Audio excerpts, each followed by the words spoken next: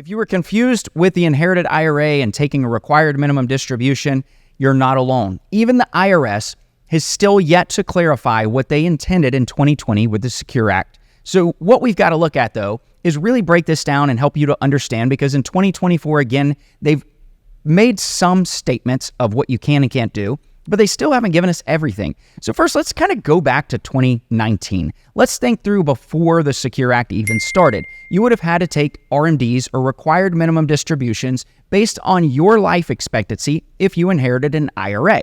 So that was how it all used to work. Now, since then, they've changed this up a bit, and they've said, well, guess what?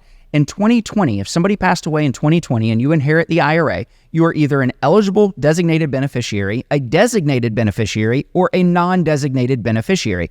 So let's look at the differences there so that you can figure out what you have to do based on what the IRS is telling you. So eligible designated beneficiaries, this is a minor child of the descendant, a disabled person, chronically ill person, somebody who's not more than 10 years younger than the person, a spouse, or certain trusts. So that's your eligible beneficiaries. With an eligible beneficiary, you don't have to worry about the 10-year rule. You are actually going to still take it at this time. You're going to still be taking the RMDs based on your age. So that is a bit different when it comes to things. But what about the designated beneficiary? This is somebody who's the non-spouse and then certain trusts. The way it's going to work is you are going to have 10 years to withdraw the dollars. And so that's 10 years from the year within which the person passed away.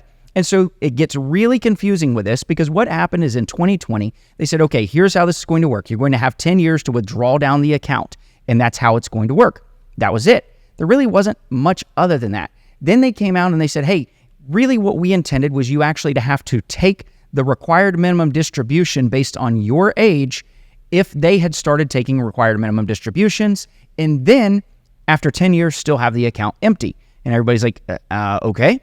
Well, then they continued to say that, and then they canceled it for 21, 22, 23, and now they've canceled it again for 2024. So if you have not yet taken the 2024 required minimum distribution, if you've inherited an account that is something that you inherited 2020 or after, you don't have to take the RMD this year. Though this is really where it gets really bad, because they're saying you don't have to do the withdrawal. But all you are now doing is delaying the amount of time you have, and you're still only going to have those 10-year period, and you have to pull out this money.